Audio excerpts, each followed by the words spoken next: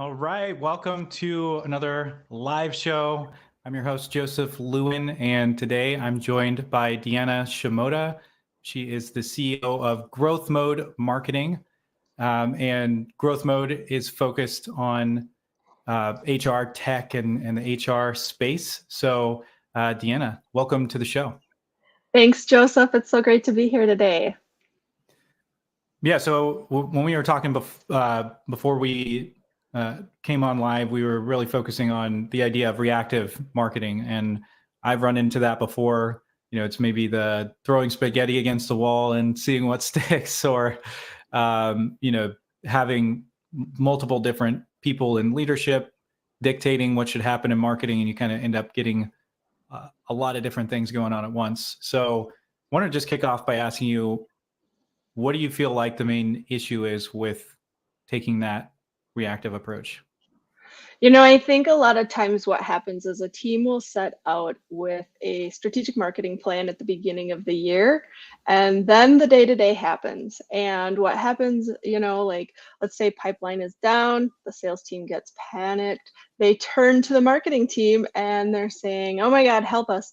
We need to drive some immediate leads. And what often happens is the marketing team, who wants to be helpful, all of a sudden drops everything and jumps into campaign mode to pick up activities for them, totally kind of leaving the strategic plan in the background. And a lot of times I'll talk to clients about this and marketing teams in a different context. Instead of saying it's reactive marketing, it's random acts of marketing.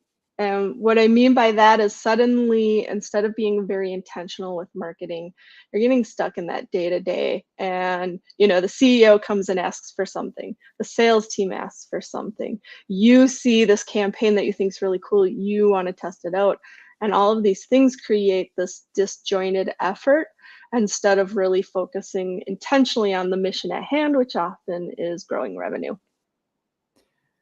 So, I think one perspective on random acts of marketing is, okay, well, you got to try a bunch of things until you figure out what works. And so, if we're just dabbling a little bit here and a little bit there, maybe we'll end up generating something that works. So if somebody has that mindset going into it, and I feel like a lot of people on a leadership team feel that way. They're kind of like, hey, well, let's just do more. And if we do more, obviously it's going to work better. So what's your reaction to that?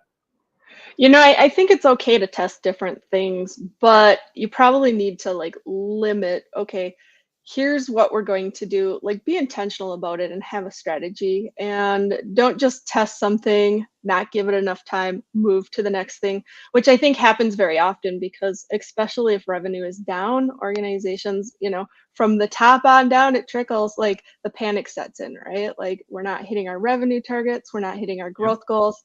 We've got a private equity firm and our board of directors breathing down our necks. We need to fix this, right? So everyone goes into that reactive mode.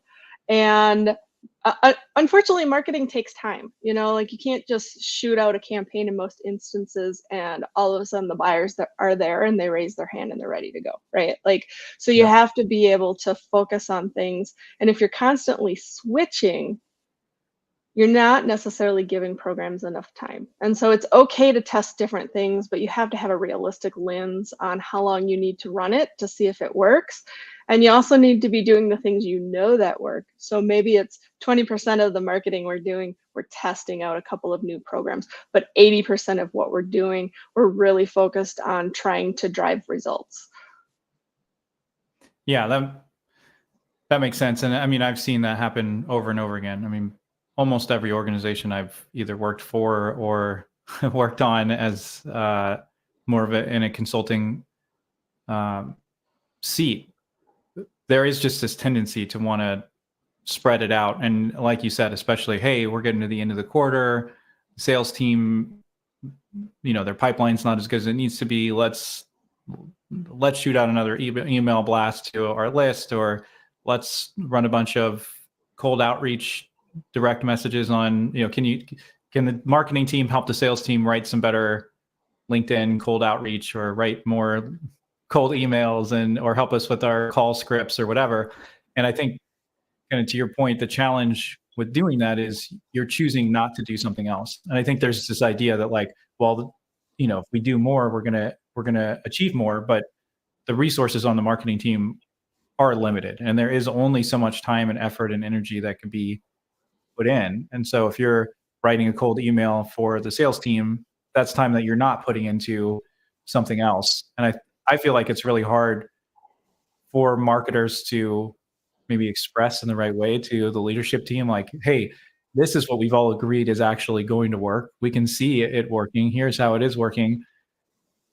If I do this thing over here, this is not going to get done at this level. Right.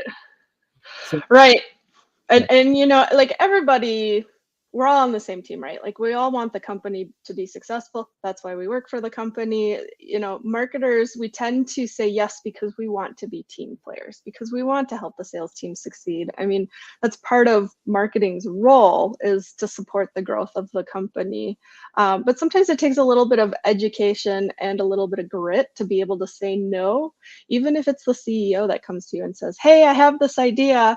I mean, the CEO is the CEO for a reason, right? And if you take a step back and you say, okay, I could do this for you, but here's the strategic plan and how we're going to get to growth. And if I do that instead, I won't be working on this. Do you still want me to proceed with that? Most CEOs, if what you're saying is logical and it really doesn't support the mission at hand, are going to be like, thanks for keeping me honest. Fair point. Like they're going to respect you more for pushing back on things if you can explain it in a way that makes sense to them, because they want to see the company be successful. Yeah, something that I've found really helpful with that is learning more about, as a marketer, learning more about how the business operates and business objectives that are outside of, I mean, revenue is obviously an important, very important business objective. If you're not bringing in the revenue, nobody's going to have a job. And so I think it's easy as marketers to get too ideological or too, kind of pie in the sky. Like, okay, the best marketing campaign would take us, I'm being hyperbolic, but it's like, okay, it'll take us 3 years to actually make this thing successful. And the CEO just needs to understand that marketing takes a lot of time. So, you got to pour money in, and then eventually you're going to see this amazing return way down the road. Like, I think marketers get themselves in trouble sometimes by not recognizing, oh no, we do actually have to help produce revenue. And if we're not really impacting revenue in a way that is clearly understood, then you're not going to get there. But at the same time, there's almost always other business objectives outside of revenue that are on the CEO's mind. So that could be, hey, our revenue is actually okay. We don't want to go down. And of course we want to grow, but we're really struggling to bring in the amount of talent that we need to actually fulfill what we're doing. And that's really, maybe that's a bigger struggle from the CEO. And so then the campaigns that you're focusing on might be more of the, employer brand side of things, and, making sure that that's clear. And if you understand that that's actually something that's more important to the CEO, you can help say, hey, look, if we focus on this thing to drive this quarter's business, we're not going to be doing this piece over here that we agreed is important to help make sure we have enough people to fulfill this, or enough people coming in to grow the company or whatever. And if you can understand that, you can begin to make a business case for why this is actually the right thing. But if you don't take that step back and just react and go, okay, yeah, we'll get it done, then you're going to end up being the first person typically to get the axe if things don't go right. if you Right. try to help everybody else. Right. And I think, the thing we need to keep in mind as marketers is most CEOs aren't marketers. They don't have a background in that. So it's our job to educate them and help them understand, like, here's the things we need to do for the goals that you have for the business. And this is where we're going to focus, and bring them along on that journey. Now, I've seen plenty of posts on LinkedIn where they're like, don't work for a CEO who doesn't understand marketing. That's easier said than done. I mean, half of us would not have jobs. Probably 80% of us would not Yeah. have jobs if we weren't willing to work for a CEO who doesn't truly understand marketing. So we've got to go in with the mindset of, okay, how do I speak the language of the CEO? You need to know the business goals. You need to be able to articulate that in a way that makes sense to them, because they're very smart people. They're focused on moving the business forward. And if you can demonstrate how, from a marketing standpoint, you can support the goals that the business has, they're going to be much more likely to embrace that and to value marketing. And you're not wrong when you say that a lot of times marketing is the first spot where roles get cut, where budget gets cut, and like, it's frustrating as a marketer because we know it's counterintuitive. But if you haven't proven the value of marketing in the organization, we're shooting ourselves in the foot for not doing that. Yeah. Yeah, and I think that's a really key point, because I think marketers have actually, we've gotten ourselves into that position by focusing too much on things that we think marketing should do, whether that's on the brand side, and it's like, oh well, we're increasing brand awareness and we're increasing website traffic and all of that. And I'm not saying that's great. Like, good, good for you. But you go to the CEO and they're going, hey, our revenue's way down. We need to do something about it. And you're like, yeah, but we're getting impressions in front of the right people. It's like, well, it doesn't matter if we don't have revenue coming in. It just doesn't matter. And when we're not careful to position ourselves as strategic players within the organization to reach the overarching business goals, then we've done that to ourselves by not doing positioning, doing the work that marketers do, which is understanding the customer. In this case, the customer is the leadership team, the CFO, the CEO. If you have like a CRO or whatever your sales leader looks like, those are your customers as a marketer internally. And you have to understand them, and you have to understand their pain points and problems. And then you have to position what you're doing in marketing as solving those problems and meeting those needs, or being able to make a case for why you shouldn't be doing that, or why you can't do that as marketing, but what you are doing instead, and how that's impacting these business objectives. And I'll give a really or on the flip side, on the demand generation space, it's revenue. Okay, so we are driving revenue. We're going to show how we're tying to revenue, and and I think you actually probably have your job is probably safer if you can do that and you can point to revenue. But there's also things outside of revenue. I mentioned employer branding, but another one would be, this is an example from a prospect I talked to not that long ago. They're doing around $25 million a year, but 50% of that revenue is coming from one client. Yeah. And so, if you're a marketer and you're going, okay, brand awareness, okay, that's cool, but we need to grow our revenue by X%. So then if as a marketer, you're going, okay, well, revenue, yeah, we're going to focus on that. And you're talking about revenue all the time, a much bigger business problem. Like if I'm the CEO of that company, it's not just growing revenue. That's a problem. It's what happens if that client leaves? We're screwed. I'm going to have to lay off half of my employees. And that's going to make us look horrible. That's going to really damage. If you want to talk about, brand reputation, it's going to really damage your brand reputation if you have to let go of half your employees. It's not a very good look. So if you're able to understand that, and you're able to go, okay, yes, revenue is important. Here's what we're doing to impact that. Yes, brand is important. Here's what we're doing to impact that. But how do we get more clients coming in from other industries so we're not so reliant on this one client from this particular sector? Here's how what we're doing is going to help us bring in, broader clients. Yes, they're not going to be as high of margin and we're not going to get as much revenue from them, but it's going to make us less reliant on this one client. Like, that is really powerful if you can position what you're doing to solve a real business problem like that. Right. And when you're looking at marketing from that perspective, you naturally come across as more strategic and involved in the business, because they're looking at you and saying, okay, they get it.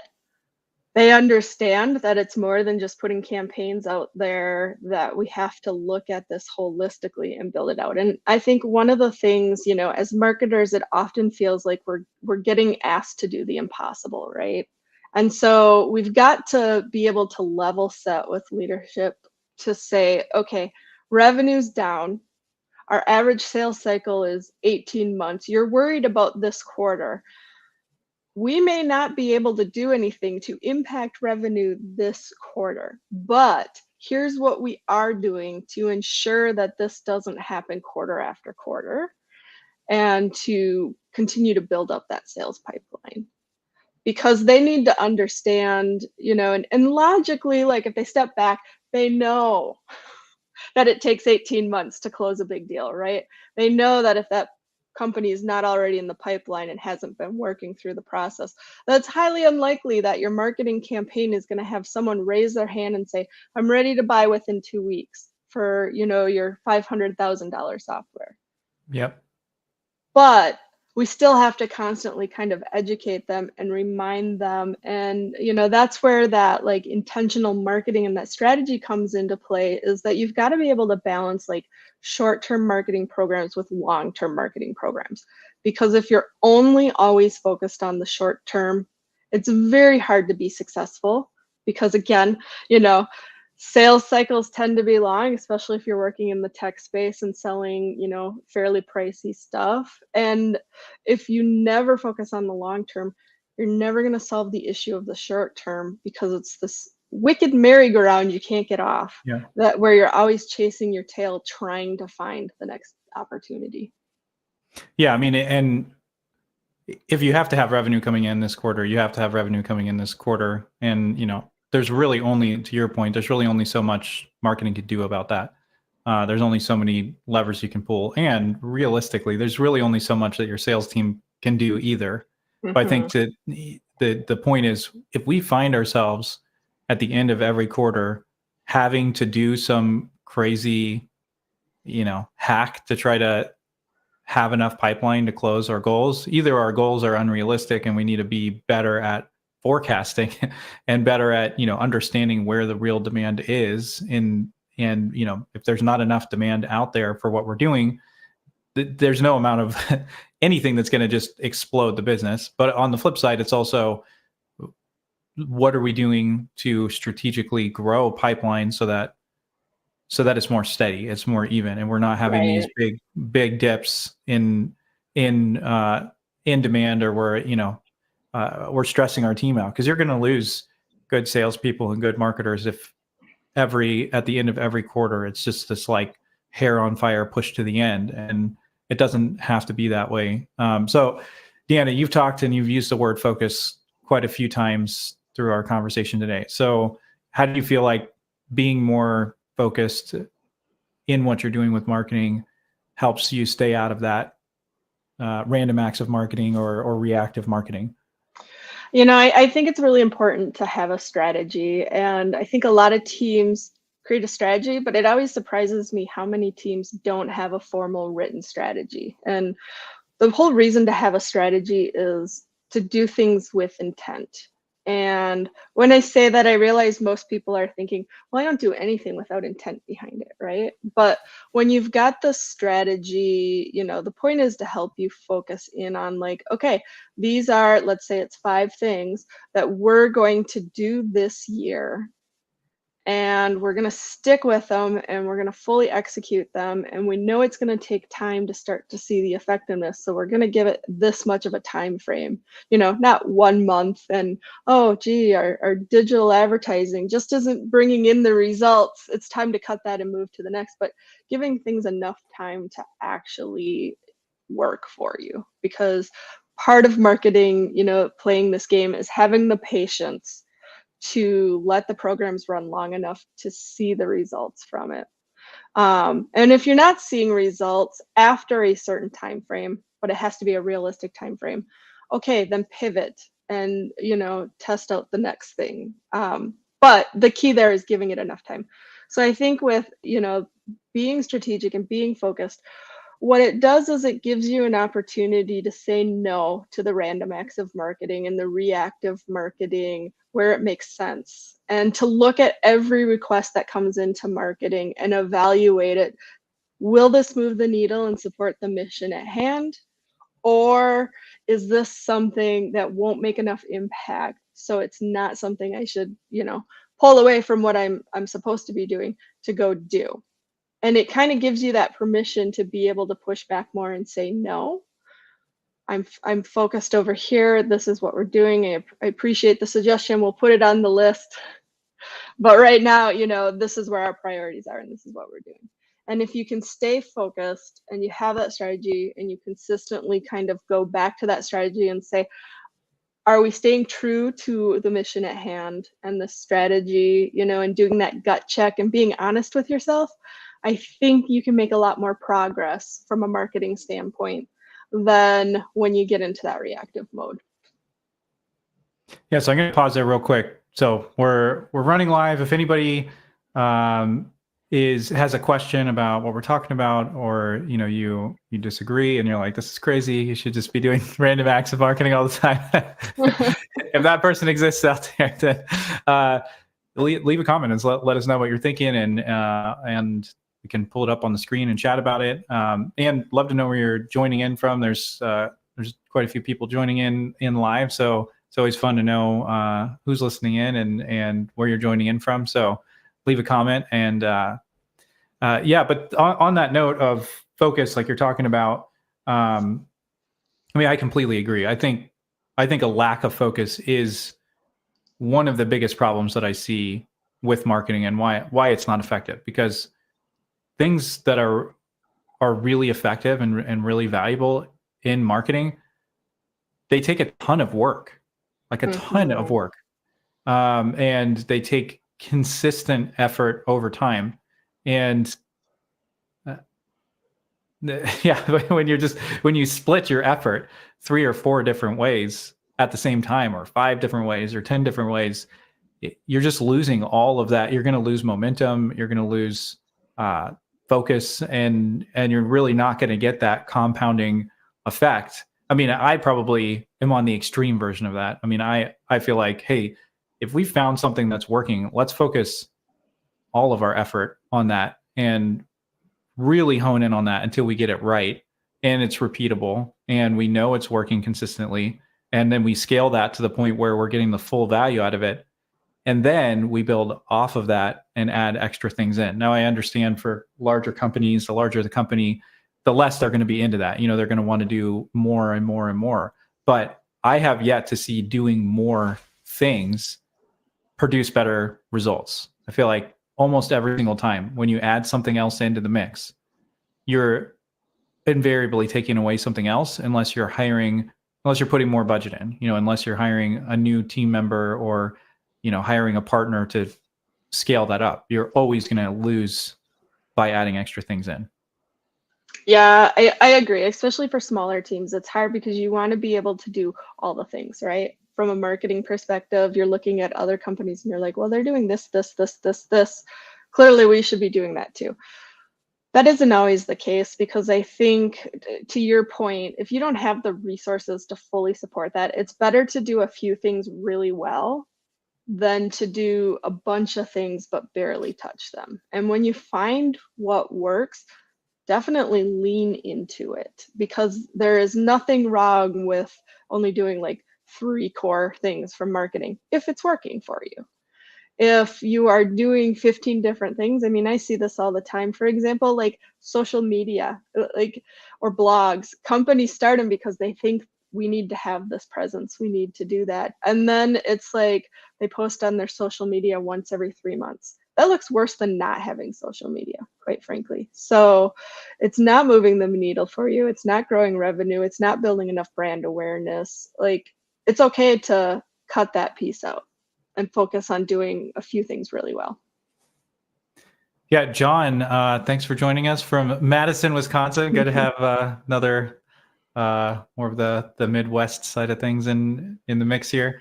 And yeah, John, if you have any thoughts or questions, love to hear what you're thinking, and have you jump into the conversation as we're going. But yeah, it's kind of interesting, because I feel like what I see happen in marketing a lot, and I think marketers have in a lot of ways caused this problem on our own, because a lot of marketers tend to want to do something the right way and do it as well as possible and make it all look as pretty as possible.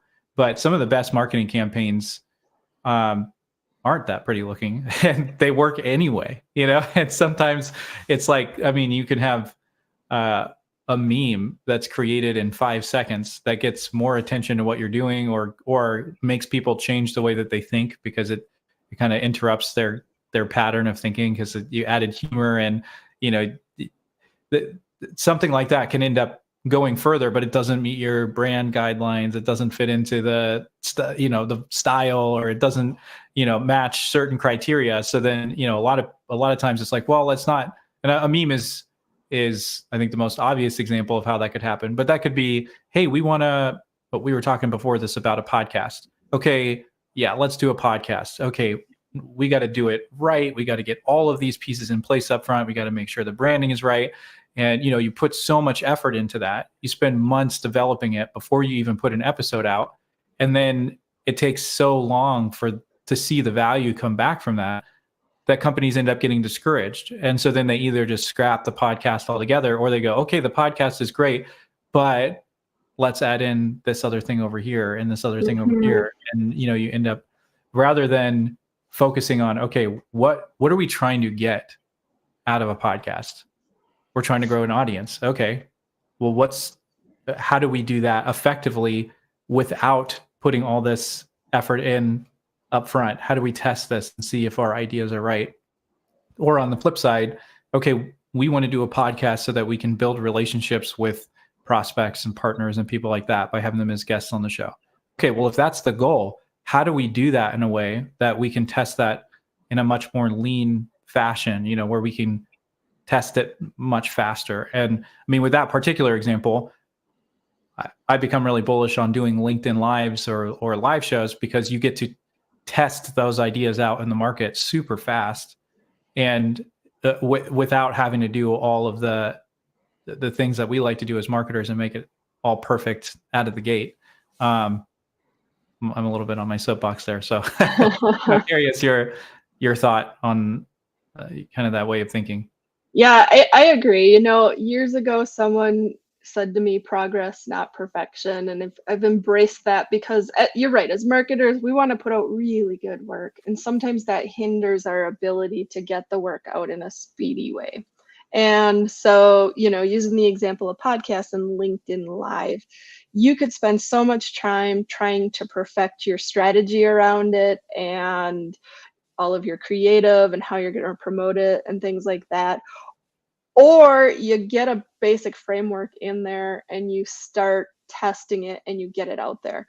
You're going to make more progress the sooner you get it out in the market. So from a marketing standpoint, like, get to minimal viable products. Get those campaigns out there. To your point, Joseph, like, test it, see how companies are reacting to the things you're putting out there, and adjust as you go, versus trying to get it perfect from the get-go. Because I think you're going to see so much more movement on things, and you're going to get that market insight to help you continue to adjust to be able to be more impactful from a marketing perspective. Yeah, I mean, and I am the biggest culprit of doing that, of overdoing it. Like I tend to be more of a perfectionist, and I like things feeling like they're done, and like I've thought through all the pieces of it, and that I've done my planning and all of that. But that's come back to bite me. The more that I do that, the more it comes back to bite me. And I mean, I can't tell you how many times I've worked on something for months that when it gets out to market does not have nearly the impact that I thought that it would. But when I've been able to take an idea and test it out super quickly, I'm able to find out very, very quickly, okay, that idea has absolutely no legs, or I'm onto the right idea, but I'm off on this one spot. And by the time I would have even gotten something into market before, I'm able to have something that's proven out, where I've made the adjustments I need to, where I've cut the fat out of it, and then I'm focusing on exactly the right thing to move the needle. And I've just seen so much more impact come from the marketing that I'm working on when I'm taking that approach to be much more focused. And it gives more, you have the data much faster to push back when you're asked to do something that doesn't make sense. So, if I've been working on something for 3 months and then it's like, okay, but yeah, we also need this other thing over here. I don't have any way to push back on that other than to go, hey, we said we were going to focus on this for these reasons, which is okay. But if I'm able to go, well, hey, look, over the last 3 months, we've driven X amount of pipeline by doing this activity that we just started 3 months ago. You got to give me a little bit more time, but we can see that we're already starting to get these results that we were looking for. Or, hey, we've started to get interest and we have pipeline from this other industry or this vertical over here that we agree that we're trying to work with. Or, we already have better quality people in our hiring pipeline than we had before. If you can have that data, you're able to push back against reactive marketing a lot more effectively than if it's like, oh, I'll be able to tell you in 6 months whether this is working or not. Yeah, let's switch gears a little bit, because another thing that you've talked about is focusing on the kind of the handoff between sales and marketing, or the relationship between sales and marketing. So I'll just start it here. In an ideal world, what do you think marketing and sales interaction should look like? Like, how should they be working together? I think it's important to educate the sales team to understand, like, here's what we're doing to support your team, and here's the long-term mission. Because when you think about it, like, a lot of times sales is focused on the immediate, right? Like, they're trying to close sales now. They don't want to talk about your programs that are going to produce results in 18 months. That's not where their head is at. But marketing, we have to look at things from, not just a short-term perspective, but a long-term perspective in building out our marketing programs. And so I think it's important, and, this isn't going to be shocking to anyone, but you have to have sales and marketing alignment. And that means you have to have open lines of communication, and you have to, I think, kind of over communicate and over educate the sales team, because I can tell you, having worked on the corporate side with many sales teams and having clients who at times they kind of, butt heads with their sales team, they'll be like, we told them this is what we're doing. We shared all these tools with them, and yet they're coming back to us and saying, have you ever thought about creating this? And it's like, we have a whole damn library of content we created to help you. Why are you asking for new things, right? It's not because they don't value what marketing's doing, and they're so focused on, their world and trying to close deals, that even if you tell them once, you've got to tell them again and remind them of the tools and how to use them, and make sure the teams agree, like, this is what a quality lead looks like. This is when we hand it off. This is the feedback we need from you. Like, you need to constantly have those conversations so that it sticks with them, because they're not trying to be jerks by forgetting and overlooking everything marketing does. It's just not where they're focused. Yeah, no, that I'll add one thing in here that I've found working with sales teams on this piece before, is marketers are also often trying to get sales to understand marketing, but sales is incentivized to sell. Mm-hmm. And a lot of times, for them to do what we need on the marketing side, they have to put their best interest, which is closing deals so they can feed their family, on pause for the greater good of the company. And it's just a totally misaligned incentive. And it's not really the fault of the person on the sales team. Like, it's easy as the marketer to go, oh, they're just looking to make more money, and I know they already make more money than me. But it's like, they're incentivized to close deals. And if they're not doing that, and what you're asking them to do is going to keep them from doing the thing that, it's like me coming to you as a marketer and going, hey, I want you to help the sales team. And by helping the sales team, I'm going to take $20,000 out of your pocket over the next quarter. But in the long run, it's going to help the company grow. You're going to be like, yeah, I think it's time for me to find another job. But I feel like a lot of times that's how we're positioning it as a marketer to the sales team. It's like, hey, I want you to take a pay cut so that the company can grow in the long run. And so, again, like, thinking of the sales team as your customer, like, if they were the customer, how would you position what you're doing to bring value to them? And and to your point, you've got to educate, but you have to educate them on how this is going to help them close more deals, how this is going to help them grow their pipeline, how this is going to help them build relationships with the buyers that at their key accounts that they're looking to get into, how this is going to help them move those relationships along without them, having to do as much work so they can focus on other things. But if you don't position it that way, and it's just like, hey, this is really good for the company, it's not because they're selfish jerks. It's because they're incentivized to focus on closing deals. Yeah, that is a really good point, and I think absolutely you have to look at things from their perspective to help educate and bring them along with it to ensure that both teams are aligned.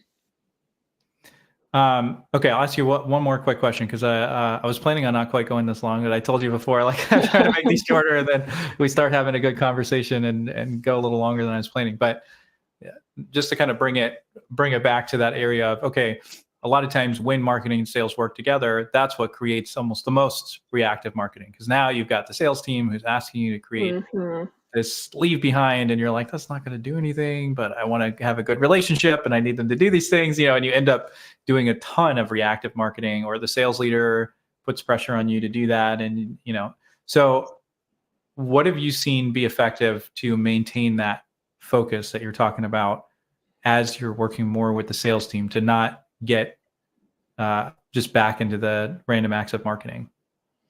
Yeah, I think it's important to, for marketing and sales to have a lot of communication with each other, to understand, like, here's where the priorities are from a marketing perspective, and here's why. And again, putting yourself in the sales rep's shoes to be able to explain it to them in a way that brings value to them versus it just sounding like, we're not going to do anything that you ask because we've got our own thing going on, right? Like, you've got to come across as a team player, but you've also got to be able to set those boundaries with them to say, hey, these random asks, like, I appreciate, you coming to me and trusting me with these things.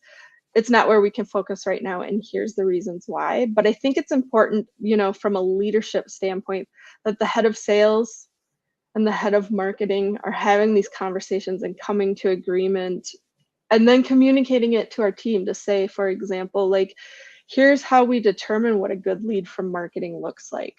And marketing agrees and sales agrees. And so whenever anything comes up and they're like, they're not sending us good leads, we can look at it and say, okay, let's talk about what's not good about them. Like, we hear you, we want to understand this. This is what we agreed was the right qualifications for a lead. Do we need to adjust that to make sure that what we're sending over to sales really is worth your time? Because we want to optimize the potential for these leads to close one for you.